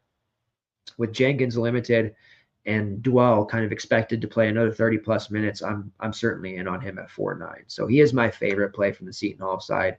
Fouls have been in check so far, knock, knock. But they're going to need his defensive presence there against that Rutgers perimeter. So we'll see how that shakes out. But he is he's the main play, the only play really from Seton Hall that I have any interest in whatsoever. Jenkins' price is ridiculously cheap, but I can't trust him right now with his minutes and what the ailment is for him. As far as anyone else on Rutgers outside of Harper and Bailey, there's really good prices on everyone, but they're just all secondary looks. Arguably the best long-term prospect on the team is Lathan Somerville, the other freshman. he's going to be there past this year, right? We've seen some pretty strong games out of him. Penn State had a front court. He was needed for much longer. He played 22 solid minutes there at 4.5, which is actually the cheapest I believe he's been the entire year. I have interest there to a degree as well. Seton Hall does have a level of physicality that will probably get guys in front of Somerville like Emmanuel Ogboli into a little bit of foul trouble. Zach Martini's not built for a game like this, so I think Somerville could see a 20 to 22-minute spike here once again at 4.5, kind of a sneakier large field GBP look there for value. All right, Arizona versus UCLA. Let's move to that one. This is a very difficult game to like on the Arizona side. I hate it, and I'll tell you why. Number one, I don't trust Arizona right now. And number two, they're all priced under 7K, which I especially hate because that means Caleb Love is going to see a huge spike in ownership. And I'm going to be having to duck a 40 from a 30% owned, if not higher, 6.8K Caleb Love. I will not be rostering Caleb Love. So I'm going to make that clear right now. This is a difficult spot against a very well-coached, very physical, very demanding and taxing defense of the UCLA Bruins. I do not envision Love dropping the kind of game like he did against West Virginia, 24, 6, and 2 in 40 minutes. I think this is more like what we saw against Duke. He's going to be out there for a long time, but shoot somewhere like a 3 for 18. Maybe he gets 10 real points. The peripherals will be spotty, and we're talking about a game in which he still fails to probably put up 4x. More often than not. He might get there, but more often than not, I think he doesn't. So this is a kind of fade and pray spot for me. I love KJ Lewis, but he's priced too high at 6'6". Jaden Bradley has merit at 5'9", but I'm just not crazy about taking Arizona guys in this game against UCLA. The KenPom projection on this one is 75-74, so close one. Overtime potential is in favor of Arizona. It's taking place. Where's this one at? The Footprint Center, which I believe Phoenix plays their games here sometimes. So this is in Arizona. Okay. So a semi-neutral court game for them, but mostly a home game for Arizona, right? They're playing at the 12th fastest tempo, so I like the boost this gives the UCLA side more than I do Arizona. UCLA playing one of the slowest paces in the Big Ten currently, and that's a conference full of slow-paced teams. There is some interest here value-wise. Guys like Carter Bryant, who are priced at 4.2K. Would love to see Carter Bryant get more minutes. He has been a starter over the last 2 games. Started against West Virginia, played 11 minutes. Started against Southern Utah, played 17. He had 6 rebounds and a block against West Virginia. Would have loved to have seen him play more. He did most of that in the first 5 minutes of the game, and then inexplicably he just didn't play anymore. Against Southern Utah in a blowout scenario, he did have a 23% usage rate, 5 points, 9 rebounds, 4 assists, a block, and 2 steals. He's been pretty damn good on the stock side of things. He just needs more minutes. If he continues to start, certainly in play at 4.2K. Definitely downside there, but those savings, they help. Like him more than a higher fantasy point per minute play in Henry Visar and Matisse Krivas, who have both put up some pretty nice games early in the season, but we've seen their minutes kind of stagnate. We're talking about a 12 to 15 minute point for Krivas, 12 to 15 minute point for Visar. If any of them get closer to 20, 22 minutes, then they're slam dunk plays. But that's a really hard thing to predict unless you are a soothsayer or you have a Gray Sports Almanac, because it's more likely than not Visar plays like 7 minutes, does some things in the first half, and then just doesn't get back in the second half without major foul trouble. As far as anybody else, Trey Townsend at 5K, if this was last year, it would be like, whoa, what are we doing here? Here's a 90% play. But this is where transferring doesn't always work out. And it's puzzling because Trey Townsend has shown a ability throughout his career to do really well against upper tier competition during his time in Oakland. Like,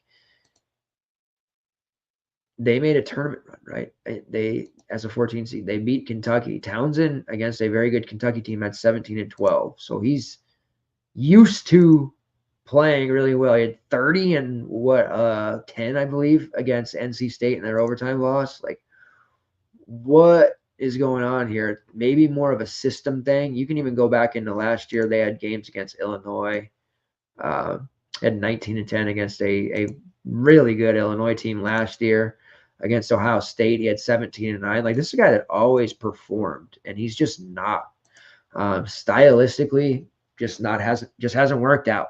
And it's not like he's not getting minutes. He played 41 against West Virginia, 33 against Oklahoma, 27 against Duke. Like, he's out there. He's on the floor. He's getting opportunities. 5K is a really interesting price for a player of his magnitude. But I think a lot of it has to do with the fact that you're playing with a guy like Caleb Love, who's going to hunt shots. You've got other guys at similar positions like Toba Waka, who are going to steal rebounds from you and obviously take shots. And then you've got Krivas, Visar, and Bryant, who, when they're on the floor, they're very active, high fantasy point per minute players. There's just too many opportunities being stolen from Townsend, and he's not getting enough shots up. He's not getting enough rebounding opportunities, and that's why he's fallen to this level of 5K. He was the all-everything for Oakland. They surrounded him with three-point shooters like Jack Golke, legend, YMCA legend Jack Golke, and just let him do his thing. Against West Virginia, he had 19-4 in 41 minutes, 26 fantasy points. I'd say that was his best game in an Arizona jersey to date. Now that he's priced at 5K, even if he has one of these games where he puts up 22, we still feel pretty good about it because we're making value at this price. He's not 8.2, 6.7, 7K like we've been seeing. So I don't like this spot against UCLA for anyone, really, to be honest with you, on the Arizona side, but that is a really interesting buy low spot for Trey Townsend.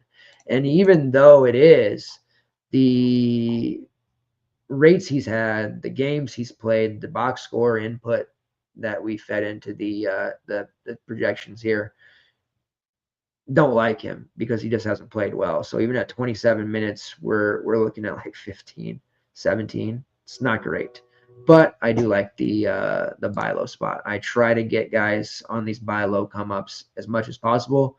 He's definitely intriguing to me. On the UCLA side, Tyler Bilodeau, I mean, nobody's priced above 7K in this game at all. On the other side, you do have Tyler Bilodeau, who is a real strong play at 6'7". If he can, kind of handle his business against this Arizona front court, I do like him to kind of blow this 6'7" price point out of the water. He's had some fairly big games here, but as we've gotten into some of the conference play games and some of the upper tier competition type teams, he's definitely looked a little bit more passive, which hasn't been great. The game against Oregon, especially, that they did end up winning 73-71. Bilodeau played 35 minutes, the most of any Bruin. Did 7 points, 4 rebounds. Like, the lack of counting stats in that amount of time was very Micah Peavy-ish of him, and I don't appreciate that one bit. Okay, Tyler? So don't let that happen again. But he's played over 30 minutes in 3 of his last 5 games. 6'7" is a great price for him. GPP-wise, perhaps. Eric Daly there at 6'4" as a guard forward eligibility player. 4 of his last 5 over 20 DK points. I actually like Eric Daly a lot, but this is another one of those spots where he's only 300 cheaper than Bilodeau. And it's just a huge buy low spot for Tyler Bilodeau. Bilodeau leads the team in shot rate at 28.6% and usage rate amongst the starters at 24.1%. Has a combined rebounding rate of nearly 29%, shooting 38% from long range. So there's very little downside to using Bilodeau there overall at 6.7K. Regardless if he performs or not, there's just so much upside. Eric Daly does have the highest offensive rating on the Bruins, does have a shot rate of 23.3%, and is making 48% of his long-range jumpers on 19 attempts. So Mick Cronin is blessed with transfer wings that can shoot threes on this year's team. He has been enamored with Kobe Johnson, who started the year very hot, but has since fallen off. 6K still not cheap enough for me. He was 8K just last week, which was very unplayable. certainly better at 6K, but I'm not on Kobe Johnson anytime soon. I kind of was weird to me that so many people were writing him, talking about he could be a conference player of the year after the first 2 games. Like, it's still Kobe Johnson. Yes, he's the better Kobe Johnson of the two that are out there, but still not conference player of the year material. I do like Sebastian Mack at 5'3". Price has come up a little bit, but this is the type of game that I do see him playing really well in, so I would have exposure to him. And then you have the secondary cheapies, guys like Sky Clark, who are at 4.3, has played 22 plus minutes in 4 of his last 5, which includes 28 against Oregon. Similar situation, though, of others. A lot of empty minutes out of Sky Clark. So he's out there for 4-3, but we may not get the 4X that we want. He has put up less than 15 in 4 of those last 5 games, despite playing more than 20 minutes in all but 1. That's not great, Sky. We do have a cheap price on Dylan Andrews at 4.8. His minutes have been all over the place. Sometimes he plays 12. Sometimes he plays 30. In competitive games, we've seen him tend to play 30, but another guy that has struggled to get to that 20 fantasy point mark. UCLA is a defensive-minded team under Mick Cronin. His guard, he demands that his perimeter players especially are exerting maximum effort and energy on the defensive side, and that does make it tougher to do some things on offense when you are kind of gassed out, especially in the end of games. So a lot of these guys, they're just not doing as much offensively. Lazar Stefanovic has kind of, after playing huge minutes last year on a team that just had no depth, he's fallen out.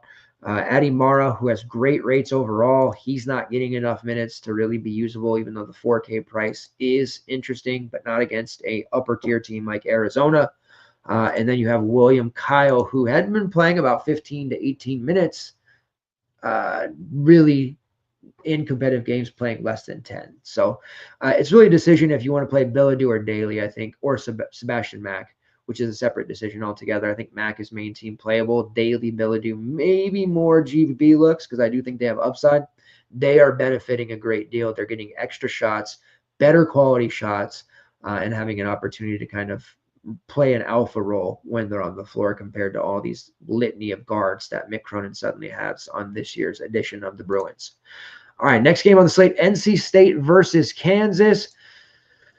Man, I hate this Kansas team from a DFS perspective. I hate it. Hate it.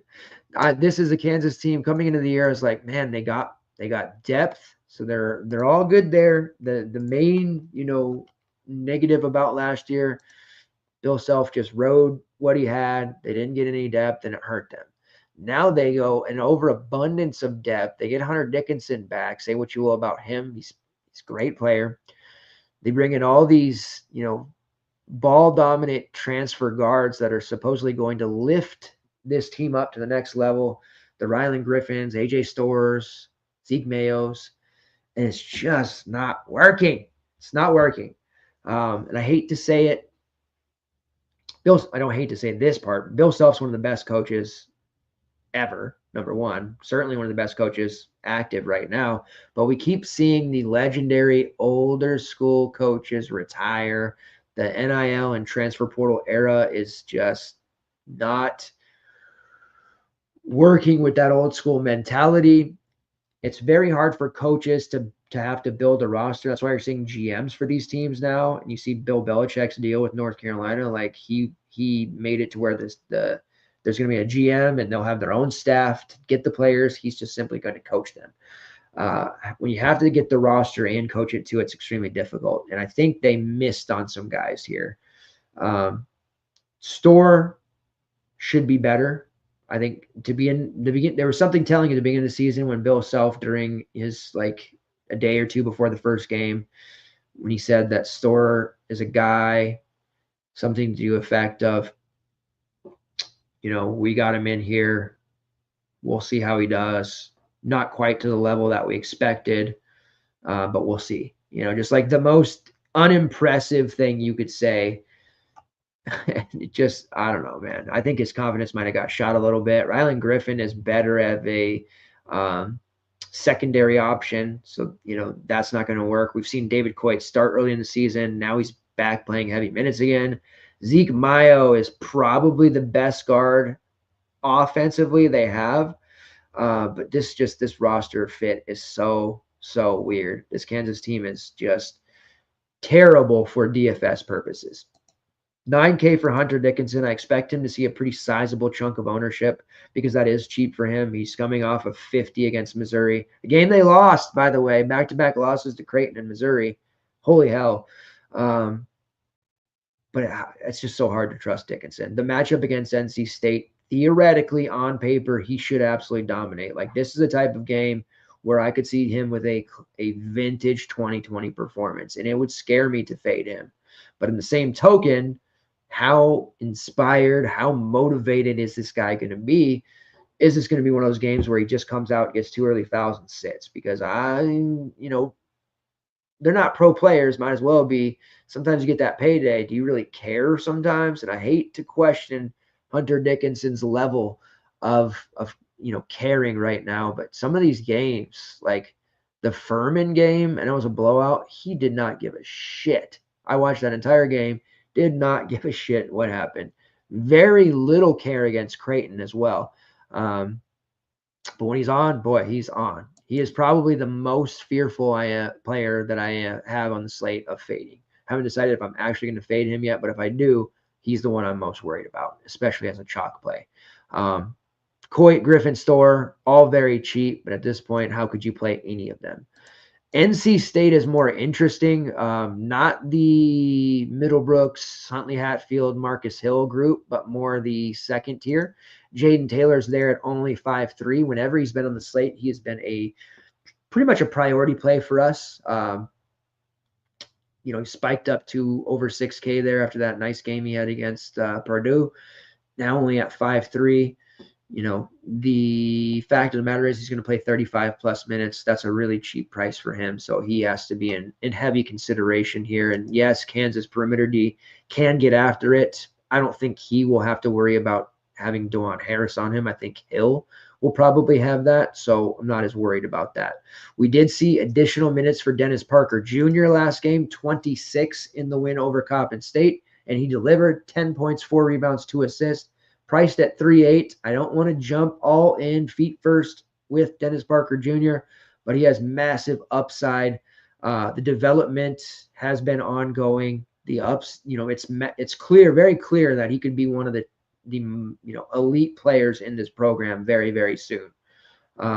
Couldn't say with any certainty, but he has played 17 plus minutes in 3 of his last 4 games. GPP value, I have a lot of interest in Dennis Parker Jr. The other young guys, Trey Parker, Bryce Hurd, those type of plays, can't really look to them. We saw a ton of offseason talk about Paul McNeil being the best offensive player on this team. He can't defend at all, so he can't get on the court. And then we did see Breon Pass, who's sitting there at 3.6. He played 20 minutes against Coppin State, but I do think that was more a product of that game got out of hand. It did end up being a closer score, but they were never really truly in doubt. And his fantasy point per minute number is so low that is borderline offensive. So you can't really use him anyways. So really Jaden Taylor from this side, and if you're going to make a decision on Hunter Dickinson. What is up, my friend? We got a ASU fan here. Sonnen over 13.5 points. You like that one? I dig it. Chaz Lanier over 19 points. He's been a dude. So some nice calls there. All right, Florida versus ASU. Definitely a fantasy friendly game, especially from the Florida side. Not as excited about the ASU side. Ken Palm does have it 80-72 in favor of the Gators. This one taking place in the State Farm Arena as well. Part of there's multiple games in the State Farm Arena. Florida is 9-0 to start the season. Last 3 games over Wake Forest, Wichita State, and Virginia. Virginia, they absolutely shellacked. They also have a win over Florida State that won't hold up over season. Florida State's going to be bad, but always nice to beat your in-state rival. Gators 7th in offensive efficiency, 31st in defensive efficiency. They are fantastic. This Gators team is really fun to watch, and they're great for DFS purposes. Let's start off with Walter Clayton Jr. Kicking myself. The game against Virginia, like all day long, plugged in, locked in, ready to go, like 7-5. We got to play Walter Clayton Jr. And in infinite wisdom that I have as a tinkerer, tinkered him right out. He had a huge game, 42 fantasy points. Love him here against ASU. ASU has a solid perimeter defense, and their interior shot blockers and rim protection also solid against his drives. But Clayton just has a way of generating points, 30 plus DK points in 4 of his last 5. 8-1 is still pretty cheap for Walter Clayton. Until he's 9K again, there's really no reason not to continue to plug him in. So I'm all back in on Walter Clayton until I tinker him out again. And then you've got those secondary looks. Will Richard, who usually projects decently, but God, he's so inconsistent. The 6K price is nice for him from a GPP look.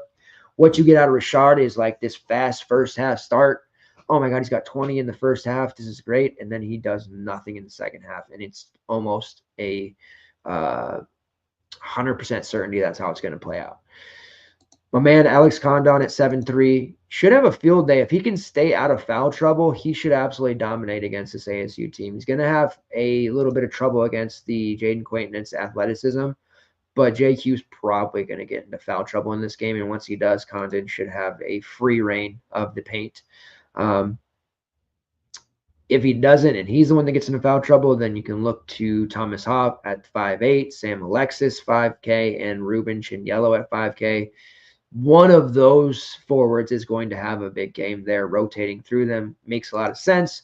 And then I'd say Elijah Martin as a GPP look. Walter Clayton, the main team look. Martin is more of a GPP pivot. I think Clayton will see a decent chunk of ownership here, though.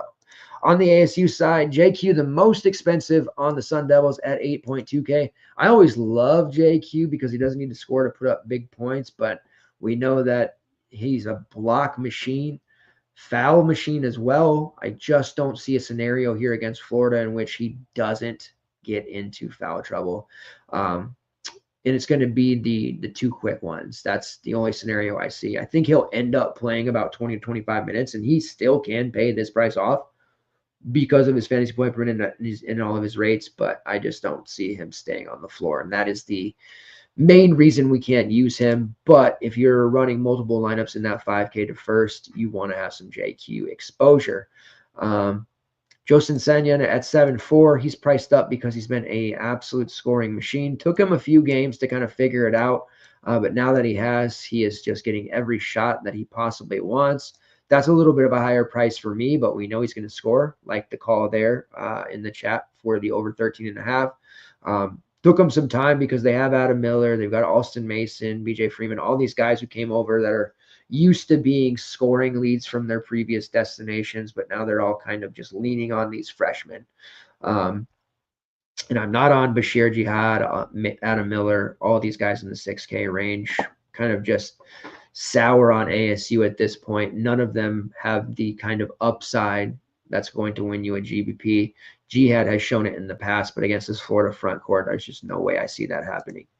And then the last game on the early slate here, SMU versus LSU. This is the creme de la creme game, the hammer game, if you will.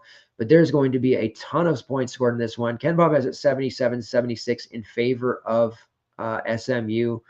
But this is a game where overtime is very much in play. Both teams right around 90 to 95 in tempo ranking. We have seen SMU play very good offensively. We've seen LSU involved in a ton of close games. This is one that we want maximum exposure to in every direction.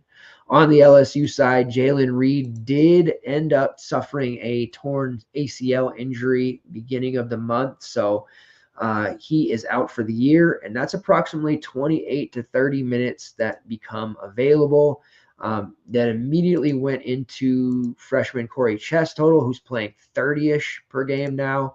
And then we also saw Damian Collins step into the starting lineup against Florida Gulf Coast and play 25 minutes.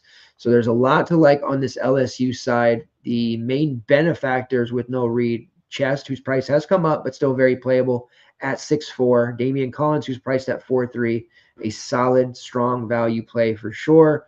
And then you've got the Cam Carter, Jordan Sears, priced where they should be plays. DJ Bailey suffered with the emergence of the other freshman, Victorious Miller. Miller's priced there at 5'3". He is an excellent option. He didn't do as much against Gulf Coast there, but in closer games like this against upper tier competition, he has answered the call very much like Miller in this spot against SMU. He isn't a starter yet. He's coming off the bench, but I think it's only a matter of time before he does sneak into the starting lineup over DJ Bailey. The only reason they haven't done it yet is Bailey's not looking to be a scorer. They've got Carter and Sears who are. He can play more of that facilitator role, secondary role. Miller coming off the bench leads that second unit, just kind of gives them a big scoring punch. So it might be better not to have him start right now, but he's very playable at 5'3". Rates-wise, he's right up there with Jordan Sears, 24.3% usage rate, 27.2% shot rate, which leads the team. Sears at 26.2 and 25.1%. Really like Corey Chest, the freshman that this team has, in addition to Chest and Miller, also Robert Miller, and Curtis Givens. Like, if they can keep that group together, they have a really strong future ahead under Matt McMahon. This team is really good. They can absorb the loss of Jalen Reed better than they ever could in the past. Really, even with Tyrell Ward walking away from the program, you would have thought that'd be a death sentence because Ward and Reed were very important pieces last year, but they haven't missed a beat one bit. On the SMU side, a lot of these guys projecting well. Another team under 7K. Boopy Miller, high usage rate, priced at 6'5". A little bit less of a priority for me than he normally would be, but I think this matchup against LSU does lend credence to using him because it favors his play style, faster paced. He's going to get a ton of shots up. We know that. Love my man Matt Cross, strong peripherals. He is priced up to 6'3", which makes him more of a secondary play here. But 3 straight games of double-digit rebounds. He's just all over the peripherals. Secondary scorer, so he doesn't do that as much, but a double-double in a game against LSU, very much possible. They've also finally priced Samit Udoglu at a price that he should be at 6'2". He's been under 5K the entire season, and we just continue to see him be chalky. At 6'2", he's priced pretty much at that 4X level. Definitely can do more, but he's no longer a must play. And the high foul rate is obviously a concern here in this game, which is going to be played at a very fast pace. The minutes that have been lost with Matt Cross back have mainly been from Johan Traor's group. Originally started at Auburn, then for UCSB last year, where he was very good. Started the season off just absolutely torching, but the presence of Cross, the quick emergence of Udoglu has led to reduced minutes. He's still starting, but he played 14 minutes against Virginia, 20 the game before. Those have been reduced each and every game. He's only 4K, so he's definitely worth a shot out there in one of your alt builds as a starter, especially if he starts hot. Udoglu gets into foul trouble. There's any number of scenarios here where that 4K could work, but there's just way too many players ahead of him now, and that's kind of what I was worried would happen when he decided to transfer to SMU, and that is now come to fruition. Then you have Chucky Harris, 5'7", Cario Oquendo, 5'8", kind of similar, both shooters, both scorers. Not really that interested. BJ Edwards at 6'1", I think is a bit of a sneakier look. Strong peripherals, elite steal rate. Early in the season, he was putting up ungodly numbers that he surely couldn't continue to do, and he hasn't.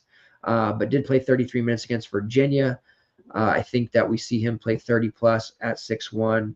LSU, a team that'll turn it over from time to time. Lots of possessions. I do think Edwards is certainly in play as one of the sneakier mid-range options. We can really live in the 5 to 7K range and make a very strong lineup. All right, so that rounds down the slate. Let's do a quick core, and then we'll get some best bets here. I was going to try to have time for the afternoon and night slate, at least for like a core, but I don't know that we are. Yeah. So the core play number 1, Jaden Epps at 6.2K. Everybody will have him. I'm not telling you anything that you don't know. I've been making my kid watch a lot of basketball, but if he's able to spot a underpriced play, then it's very, very obvious. Second core for me, Walter Clayton at 8.1 from Florida. He has just been fantastic. Can't fade him. I was mad at myself for fading him last time late. Not going to go through that again. And then Jizzle James and or Dan Skillings from Cincinnati. If Skillings starts at 6'5", lock and load all day long. If he doesn't, I'm still pretty high on him because I expect him to play 20-plus minutes. But if you're gun shy about him not starting, make sure you lock in Jizzle James. You're going to want some exposure to this game. Competitive. These two teams hate each other. These programs hate each other. These fan bases hate each other. It's going to be a very, very fun game. Jaden Epps, Walter Clayton, Jizzle James, and or Dan Skillings. You want a posh play? I wasn't going to give you one, but if you're asking for a posh play, I will oblige. Corey Washington at 6.7K. We just really need him not to get into foul trouble. If he can stay on the floor, he will put up 30-plus against DePaul at 5% ownership. I am giving you the posh play status, Corey. We're currently 3-4 on posh plays. Not a great start, not at all. But Tay Davis delivered as posh play the other day. And I think Corey Washington can get us to 400 or to 500, 4-4, and then we can kind of take off from there. Historically, as you guys know, the posh play has done very, very good. All right, so the 5-game afternoon slate, UC Irvine versus Oregon State, that's a fun one. Louisville versus Kentucky, Tennessee, Illinois, that's going to be a great game. Grand Canyon versus Georgia, and Marquette versus Dayton. That's one hell of a slate. And then the night slate, Gonzaga versus UConn, yes please. Creighton versus Alabama, that's might be a 200 total. Oklahoma versus Oklahoma State, and St. Mary's versus Boise State. Some great games. We'll have coverage for all 3 slates, projections for all 3, context notes for the early and the afternoon, best bets throughout, prop bets throughout, all the content you can handle. And oh yeah, we're also going to be grinding out some Army, Navy, and some initial bowl games as well. The free bowl breakdown piece is up on ftnfantasy.com right now. Please check it out. You do not want to miss that. It's free. It's free content. It's free content. Not free real estate, but free content. Let's get over to Prize Picks here. I have a couple of plays that I want to give for the early going. These numbers have been changing really fast, especially what we've been able to bully, the points plus assist props. We have been bullying the shit out of these. There's been like Omar Balu, 11-point prop, but then it'll be a over 12.5 or a 12.5 points plus assist prop. And this is a player that's not really going to get too many assists, but he gets 2, maybe 3. It's just been a really advantageous thing to hit the points plus assist prop. So starting there, we have, and it's usually the front court players who don't have the high assist rates. And I know it doesn't make logical sense, but it has been working. As long as they don't get 0 assists, it works out quite well. Let's see.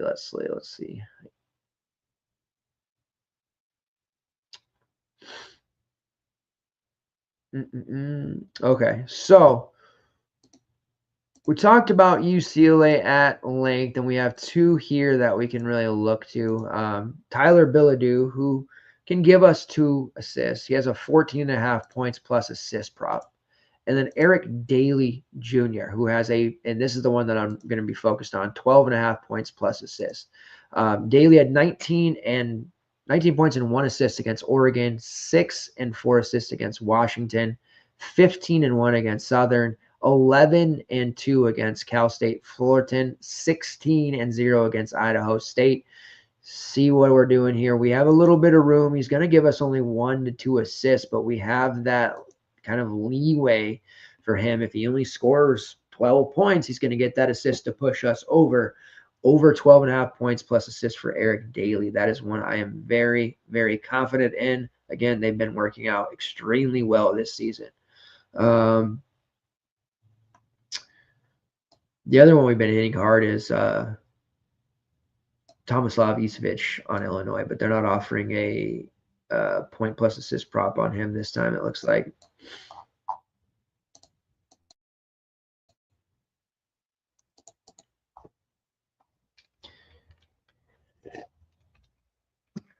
Finals week's always tough. We've had like these 2 to 5 game situations. Now it's Saturday and Sunday. Finals are over, and we're getting blasted with these huge games. Jaden Epps over 13.5 points. Yes, please. Jaden Epps is, took time to kind of get this group acclimated, but Jaden Epps is still the primary scorer for this team. So we're all over it there. Victorious Miller against SMU over 12.5 points. Yes. Nate Calmes, he's been struggling lately with the injuries to Washington State and the defensive attention. He's been struggling a lot. I like his under 17.5. Still like him to score, but under 17.5 for this one. Irvine versus Oregon State. Irvine has the giant international play who is just going to give Oregon State all they can handle for the most part. I've been telling you guys all season long, the Big West is the real deal. 7'1" bent Lukten from Germany. He has had a breakout year, elite, but Michael Rataj is crafty. This is going to be a relatively interesting battle, but I do like Michael Rataj over 15.5 points. He's been solid this year. I think he's the one that stays out of foul trouble, so we'll hit that. St. Bonaventure is playing Providence. Let's see what the PRA number on Bryce Hopkins is.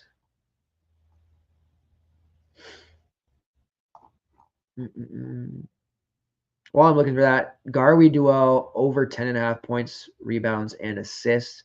Hitting that one hard. That's up there near a top 3 play for me. I mean, without Chance Jenkins, he's just going to have to do a whole lot. I think he's kind of turned the corner here.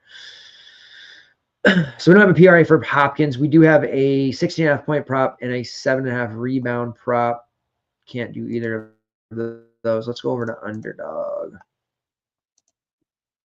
Feels like a Bryce Hopkins day. Every day is a Bryce Hopkins day, though.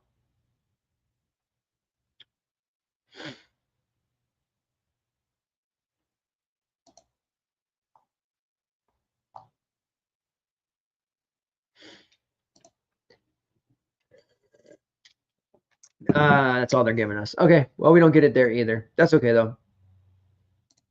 Over on Underdog, like Rataj, over 7.5 rebounds as well. I think he's going to have a really nice game in that one. McNeese State taking on Mississippi State. That'll be a fun game. Sincere Parker steps up in these situations. He's got a 14.5 point prop. I do like his over 14.5 there for building out a 5 or 6 pick. And then let's go to Creighton, Alabama.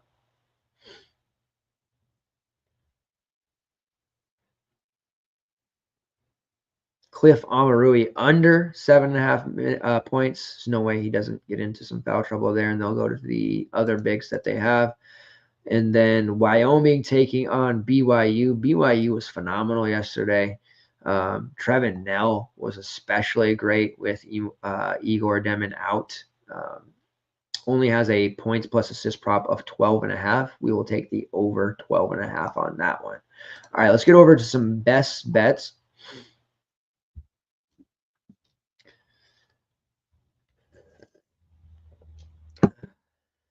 High Point boys against Appalachian State. -6. Love High Point. They're going to win a game in March. You heard it here. I'm sticking with it.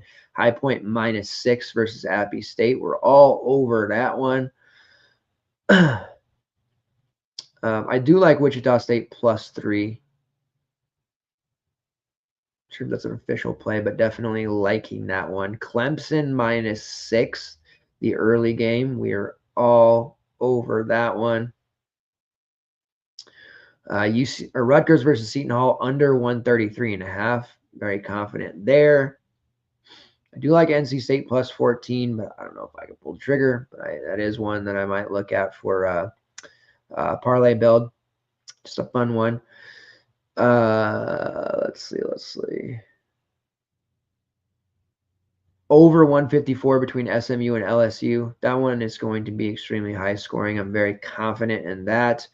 Ole Miss versus Southern Miss over 149. Ole Miss is 22-point favorite. Southern Miss is kind of falling apart here, but I do like the over 149. Southern Miss games typically are rather high scoring. And then St. Bonaventure plus 3.5 versus Providence. Like that one. That's feels like the right side to be on. And then you got this Grand Canyon, Georgia game. Grand Canyon, a little up in the air. Georgia is much improved this year, but it's a 6.5-point spread. I do like Grand Canyon as a veteran team to keep this one competitive. So we'll take the Grand Canyon plus 6.5 side. Now I'll load all of these into the tracker so you can catch up with them there. Put everything from CFB and CBB in there. With all the official picks. I like to put out a couple like alt lines too in a parlay that we do when we talk in the various discords, but you can find all of that stuff on ftnfantasy.com, the tracker, as well as the Discord, which is an amazing place with lots and lots of fun people. All right. Appreciate everybody who has tuned in live and on demand. We are going to get out of here. Again, you can catch us Monday, Tuesday, and Friday nights going forward, except next week will be a little bit different. We'll have a Wednesday night show that covers the Friday and Saturday CFB slates. Appreciate everybody. Make sure on your way out you hit that like button. The continued support that you have shown me over the years has been tremendous. Let's get those green screens and window trips this weekend. Don't forget to check out Mike Randall's betting show tomorrow morning. We're out here, content out early as well. Have a great weekend. See you guys next time.